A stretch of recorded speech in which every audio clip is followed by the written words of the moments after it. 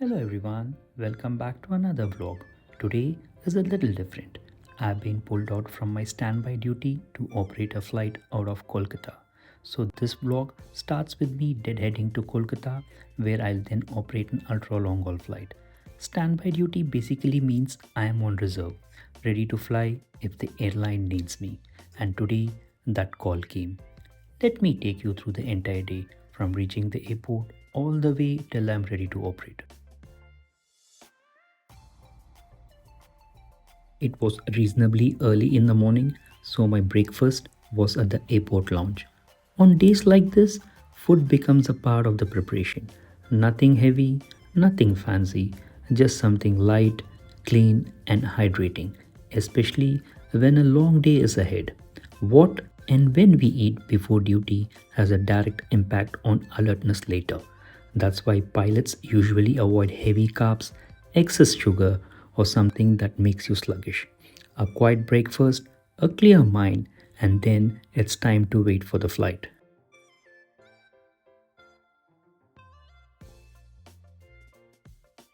As the aircraft arrives, you'll notice the ground staff carrying these black rubber blocks. They are called chocks. Once the chocks are placed ahead of and behind the wheels, they physically prevent the aircraft from moving. Only after the chocks are confirmed in position do we get the signal in the cockpit to release the parking brakes. Until then, the brake stays set. It's a simple step, but an important one. Ground safety always comes before convenience. With the aircraft safely secured, boarding can begin. Now let's talk about turnaround time, the time an aircraft spends on the ground between two sectors. For short regional flights, this can be as quick as 30 minutes, but for ultra long haul flights, turnaround can go up to 3 hours or more. While passengers see just boarding and cleaning, behind the scenes, multiple departments are working in parallel. Security, flight operations, engineering, ground handling, catering, fuel, and the commercial team all moving together. No single department can delay or speed up a departure on its own. It's teamwork. Every link in the chain matters. When everything clicks, the aircraft pushes back on time, safely and efficiently.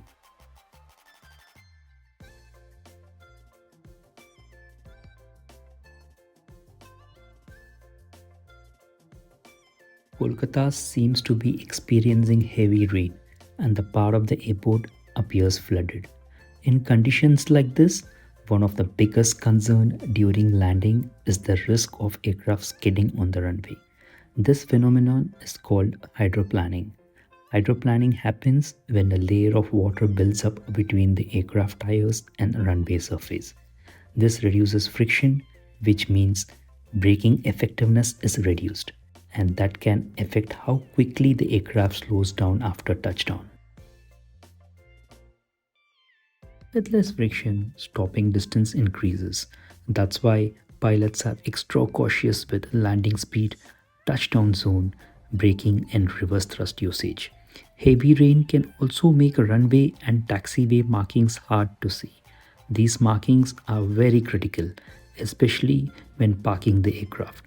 If the taxi line aren't followed precisely, there is a real risk of aircraft coming too close to cargo containers, ground equipments, or nearby objects.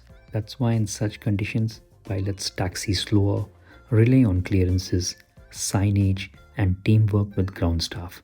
Safety always takes priority over speed.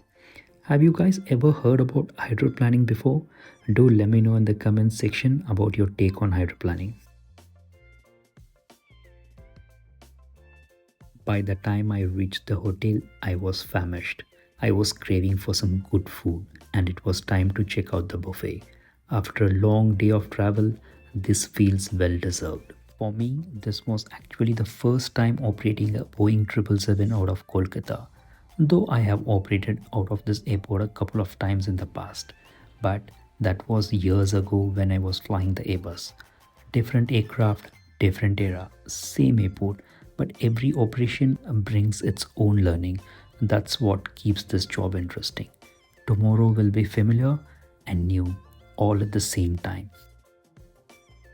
And that's how my platter looks. Well, off to sleep now because tomorrow is going to be a long one. Hello, good morning everyone. After a deep sleep of about 8 hours, I'm wide awake and ready for breakfast. Sleep isn't a luxury, it's a necessity. It's during sleep that the body repairs itself, the brain resets, and your focus comes back. Unfortunately, sleep is one of the most ignored parts of modern life. Late night screens, work pressure, social media, and constant connectivity slowly steal hours from our rest.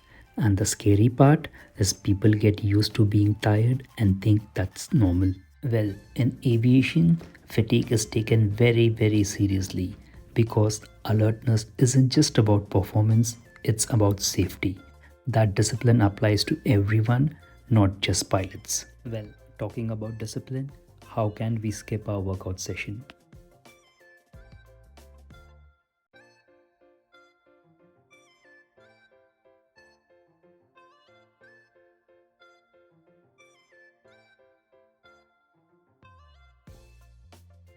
It's not a full fledged gym, but it does the job.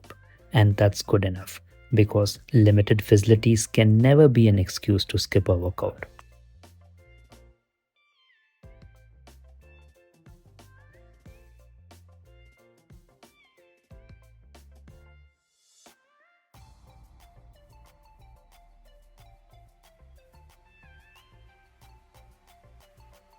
Just a quick workout session and back to my room. Just enough to wake the body up and get the circulation going.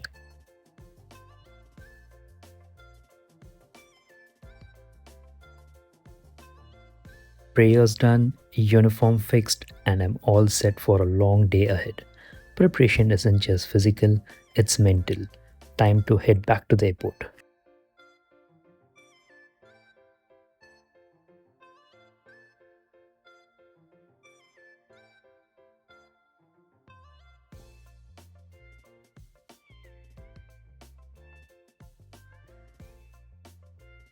Do let me know in the comments if you have ever experienced hydroplaning while driving or riding. If you had liked the content and found it informative, do like, comment, share, subscribe, and hype. You can also follow me on Facebook, Instagram, Snapchat, and X. I'll see you all in the next vlog from Kolkata to San Francisco with more real time aviation insights and information. Bye bye.